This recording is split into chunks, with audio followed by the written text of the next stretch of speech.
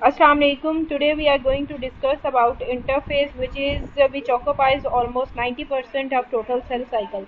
Last time हमने cell cycle start किया था but वो complete जो था वो नहीं हुआ था। तो आज के इसमें हम इंटरफेस को डिटेल में पढ़ेंगे। पहले भी हमने इंटरफेस को पढ़ा था, यहाँ पर आपने इसको देखा था, इसके फिजिक्स के बारे में पढ़ा था। अब इसको थोड़ा सा डिटेल में हम फर्दर पढ़ेंगे कि बेसिकली इंटरफेस जो है उसके अंदर कौन कौन से पोर्शन है। फर्स्ट पोर्शन इंटरफेस का जिसको गैप फेज 1 कहा जाता है, जिसको G1 फेज भी कहा जाता है। G1 जो है वो लॉन्गेस्ट इंटरवल फेज है और ये सेल की ग्रोथ को शो करता है ये फेज। और जैसे ही G1 फेज एंड होता है तो उसके साथ ही S फेज स्टार्ट हो जाता है। एस फेज क्योंकि सिंथेसिस फेज है तो इसके अंदर रेप्लिकेशन होती है। रेप्लिकेशन का मतलब होता है कि इसके अंदर जो डीएनए है वो एग्जैक्ट अपने जैसी एक कॉपी बनाता है। डीएनए रेप्लिकेट होता है और सेम अपने जैसी कॉपी बनाकर उसको इस वजह से बनाता है ताकि डॉटर सेल के अंदर जो सेम पेयर्स हैं वो जा सके, same genetical material, identical genetic material daughter cell के अंदर जा सके। तो जब रेप्लिकेशन हो जाती है तो उसके पेयर में आइडेंटिकल सिस्टर क्रोमाटिड्स बनती हैं। यहाँ पर क्रोमाटिड की डेफिनेशन भी बताई गई है कि क्रोमाटिड बेसिकली क्या होती है। It is a copy of chromosome produced by replication. Means के क्रोमोसोम जो अपनी कॉपी बनाता है तो उसको क्रोमाटिड कहा जाता है और ये किस प्रोसेस के थ्रू बनती है, उसका नाम है रेप्लिकेशन।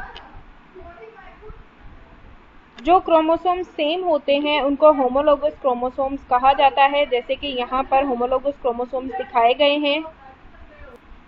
सिस्टर क्रोमाटिड्स या फिर होमोलोगस क्रोमोसोम्स जो होते हैं वो आपस में सेंट्रोमेयर एक पॉइंट होता है वहाँ से अटैच होते हैं। मीन सेंट्रोमेयर से होमोलोगस क्रोमोसोम आपस में अटैच होंगे और काइनेटोकोर एक प्रोटीन होती है, इसके थ्रू ये आपस में अटैच होते हैं। तो जो सेम सिस्टर क्रोमाटिड्स हैं वो आपस में अटैच होके एक कंप्लीट क्रोमोसोम्स बना देती हैं। यहाँ पर सेंट्रोमेयर की डेफिनेशन बताई गई है कि क्रोमाटिड या फिर जो सिस्टर क्रोमाटिड्स होती हैं या जो कॉपी होती हैं जो एक दूसरे की रेप्लिका होती हैं वो दोनों की दोनों एक पॉइंट पे, एक स्पेसिफिक पॉइंट पे अटैच होती हैं जिसको सेंट्रोमेयर कहा जाता है। यहाँ पर दिखाया भी गया है कि ये दोनों आपस में सेंट्रोमेयर पे जाकर अटैच होंगी। तो ये सेंट्रोमेयर की डेफिनेशन है। सेंट्रोमेयर की फर्दर डेफिनेशन के अंदर आप ऐड करेंगे कि ये डीएनए का स्पेसिफिक सीक्वेंस होता है। ऑलमोस्ट 220 न्यूक्लियोटाइड्स इसके अंदर प्रेजेंट होते हैं और हर क्रोमोसोम के ऊपर ये एक स्पेसिफिक पोजीशन के ऊपर प्रेजेंट होता है। नेक्स्ट पे काइनेटोकोर की डेफिनेशन बताई गई है कि ये एक स्पेसिफिक प्रोटीन्स होती है जो कि फिर इवेंचुअली एक अटैचमेंट साइट का काम करती है और ये भी यहाँ पर डायग्राम के अंदर शो किया गया है काइनेटोकोर, और यहाँ पे सेंट्रोमेयर को भी शो किया गया है। तो काइनेटोकोर और सेंट्रोमेयर की डेफिनेशन आप करेंगे। इंटरफेज का लास्ट जो स्टेप होता है वो गैप फेज या फिर जिसको G2 फेज कहा जाता है और ये लास्ट स्टेप होता है और इसके अंदर सारे के सारे क्रोमोसोम जो हैं वो कंडेंसेशन स्टार्ट कर देते हैं। G2 फेज के अंदर भी जो सेल होता है वो ऐसे स्ट्रक्चर्स बनाता है जो कि फर्दर ऑन क्रोमोसोम्स की हेल्प करते हैं।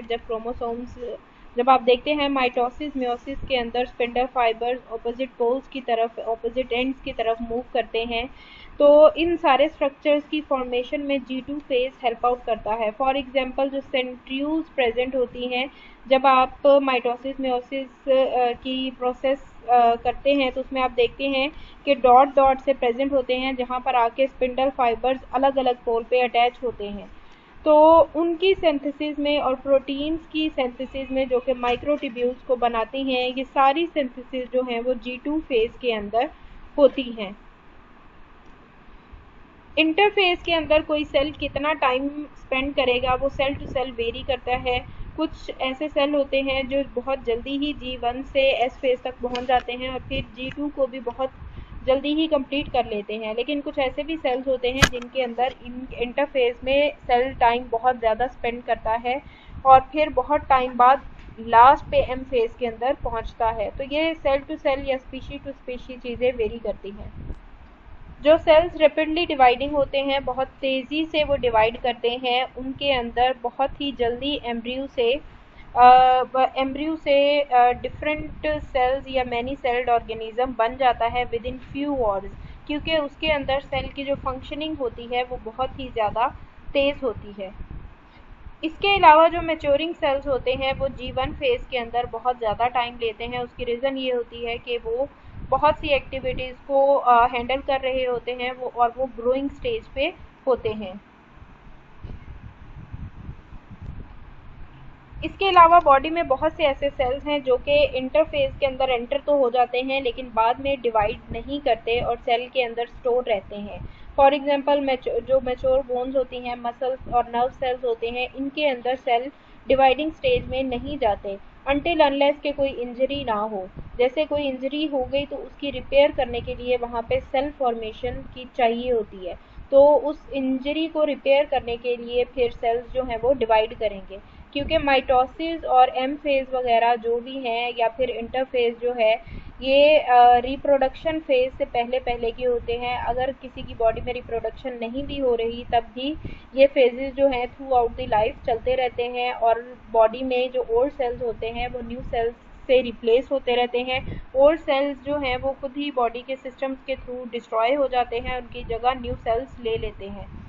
इसके बाद स्टार्ट होता है एम फेज, जिसको माइटोसिस भी कहा जाता है। माइटोसिस बेसिकली 5 फेजेस के अंदर डिवाइड की जाती है: prophase, prometaphase, metaphase, anaphase and telophase.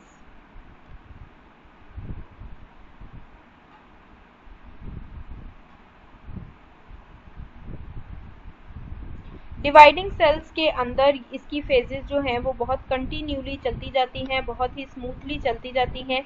एक फेज से दूसरा फेज, दूसरे से तीसरा, तीसरे से चौथा एंड सो ऑन, इस तरह करके माइटोसिस चलती रहती है। बॉडी में अगर रिप्रोडक्शन नहीं भी हो रही तो हमारी बॉडी में जहाँ कहीं पर भी इंजरी हो गई, जहाँ कहीं पर भी मसल्स रप्चर होंगे, जहाँ कहीं पर भी न्यू सेल्स की फॉर्मेशन चाहिए होगी, हर सेल जो है वो एक टाइम लिमिट तक उनकी लाइफ होती है, उसके बाद सेल डिस्ट्रॉय हो जाते हैं। तो न्यू सेल्स जो हैं वो उनकी प्लेस लेते हैं और न्यू सेल्स जो हैं वो माइटोसिस की हेल्प से बॉडी में थ्रू आउट द लाइफ बनते रहते हैं।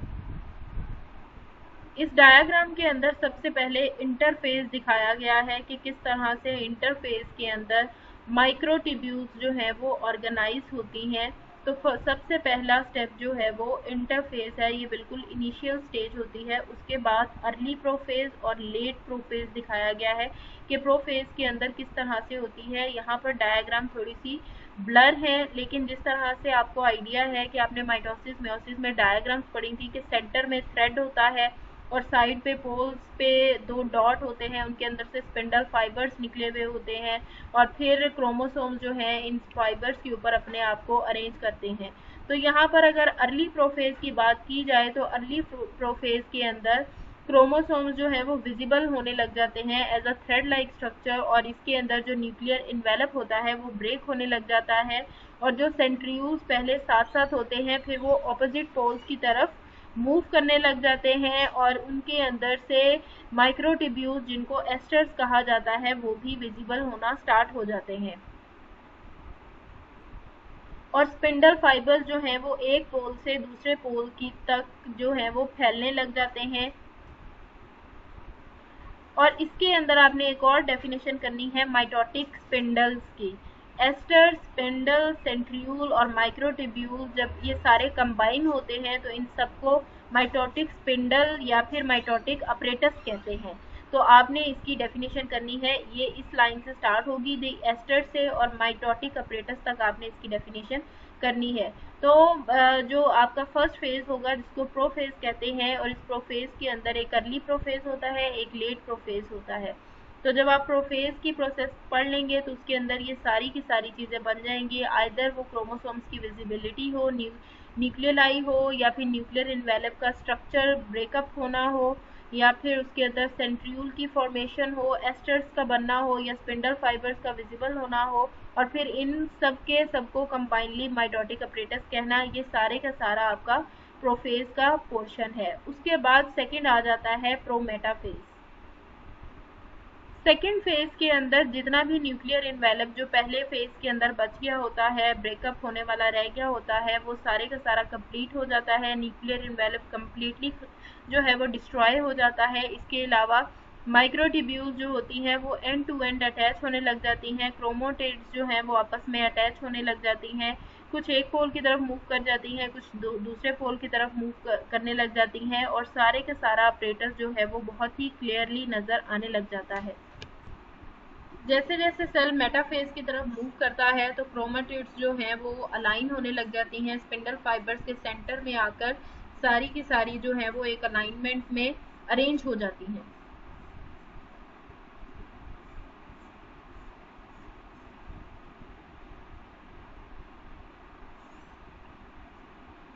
जब मेटाफेज एंड हो जाता है तो सिस्टर क्रोमेटिड्स एक दूसरे से सेपरेट होने लग जाती हैं, और जैसे कि वो काइनेटोकोर से सेंट्रोमेयर की पोजीशन से एक दूसरे से अटैच थी, वहां से वो एक दूसरे से सेपरेट आउट हो जाती हैं। उसके बाद जब सेंट्रोमेयर डिवाइड करता है तो sister chromatids full fledge chromosomes के अंदर कन्वर्ट हो जाती हैं। मीन्स पहले वो क्रोमेटिड्स थी और अब वो कम्प्लीटली क्रोमोसोम में चेंज हो गई है। और नेक्स्ट स्टेप आता है एनाफेज। एनाफेज के दौरान में डॉटर जो जितने भी क्रोमोसोम्स होते हैं वो स्पिंडल फाइबर शॉर्ट हो जाते हैं और डॉटर क्रोमोसोम्स रिस्पेक्टिव पोल्स की तरफ मूव करने लग जाती हैं। एक लेफ्ट हैंड साइड पे होता है और एक राइट हैंड साइड पे होता है, तो दोनों पोल्स की तरफ क्रोमोसोम्स जो है वो मूव करने लग जाते हैं। जब सब के सब डॉटर क्रोमोसोम्स अपने अपने पोल्स की तरफ मूव कर जाते हैं तब एनाफेज जो है वो कम्प्लीटली एंड हो जाता है, और एट दी एंड हर पोल के पास complete identical set of chromosomes present होता है। और नेक्स्ट फिर फेज स्टार्ट हो जाता है टीलियोफेज। और जब टीलोफेज स्टार्ट होता है तब फिर माइटोटिक स्पिंडल्स जो होते हैं वो फिर से डिसअसेंबल होने लग जाते हैं। न्यूक्लियर इन्वेलप जो पहले ब्रेक हो गया हुआ होता है उसकी रिफॉर्मेशन होने लग जाती है क्रोमोसोम्स के इर्द गिर्द, और इसके अलावा जीन एक्सप्रेशन जो होता है वो अनकॉइलिंग स्टार्ट हो जाती है। न्यूक्लियस जो है वो रीसिंथेसाइज हो जाता है। मीन्स जैसे फर्स्ट स्टेप में जो जो चीज़ें ख़त्म हुई थी वो सब की सब फिर से बनने लग जाती हैं टीलोफेज के अंदर, और ये होता है एंडिंग माइटोसिस का। लास्ट स्टेप है एम फेज साइटोकाइनेसिस। ये एक ऐसा फेज है जिसके अंदर फाइनल डिवीजन होती है, साइटोप्लाज्म डिवाइड कर जाता है, और एट टाइम ये लेट एनाफेज और अर्ली टीलोफेज के टाइम पे ही स्टार्ट हो जाता है, और कॉन्ट्रैक्टिंग बेल्ट इसके अंदर बन जाती है, और फिर दो आइडेंटिकल डॉटर सेल्स जो हैं उनकी फॉर्मेशन होती है, और ये लास्ट स्टेप होता है जिसमें फाइनली डॉटर सेल्स जो हैं उनकी फॉर्मेशन कंप्लीट हो जाती है। तो ये हमारे माइटोसिस के स्टेप्स थे और यहाँ पर इसकी डायग्रामेटिक रिप्रेजेंटेशन दी गई है। उस डायग्राम के अंदर माइटोसिस के फेजेस की डायग्राम्स जो हैं वो क्लियर नहीं है, जो आपने ऑलरेडी देखी है, तो ये सेपरेट से आपको मैं पेज सेंड करूँगी। इसके ऊपर डायग्राम्स बनी हुई है, इसके अंदर क्लियरली दिखाया जा रहा है कि इंटरफेस के अंदर किस तरह से क्रोमोसोम बिल्कुल भी असेंबल्ड नहीं है, बिल्कुल ही सिंपल सा स्ट्रक्चर थ्रेड लाइक इसके अंदर प्रेजेंट है। उसके बाद नेक्स्ट प्रोफेज में जब मूव करते हैं तो न्यूक्लियर इन्वेलप जो है वो ख़त्म होने लग जाता है। यहाँ पर देखिए इसके आसपास इन्वेलप है, और यहाँ पर आकर एस्टर फॉर्मेशन होने लग जाती है, माइक्रोट्यूब्यूल्स भी बनने लग जाती हैं, और फिर किस तरह से अर्ली मेटाफेज के अंदर जो है क्रोमोसोम्स बनने लग जाते हैं, और क्रोमोसोम्स जो है वो क्लियरली शो होने लग जाते हैं। उसके बाद मेटाफेज जो है अर्ली मेटाफेज के बाद जो कंप्लीट मेटाफेज आता है उसके अंदर किस तरह से माइक्रोसोम्स जो है वो कम्प्लीटली जितने भी क्रोमोसोम्स हैं वो कम्प्लीटली असेंबल हो जाते हैं। फिर एनाफेज आता है और सिस्टर क्रोमेटिड्स अलग-अलग मूव कर जाते हैं, और एट दी एंड टीलोफेज में डॉटर न्यूक्लियाई जो है वो बन जाते हैं, सेपरेट हो जाते हैं, और सेंट्रोमेयर्स आपस में डिवाइड कर जाते हैं, और टू डॉटर न्यूक्लियाई जिनके अंदर आइडेंटिकल मटेरियल होता है वो किस तरह से सेपरेट आउट हो जाती है। तो ये माइटोसिस के फेजेस हैं, इनकी डायग्राम आप यहाँ से आइडिया ले सकते हैं।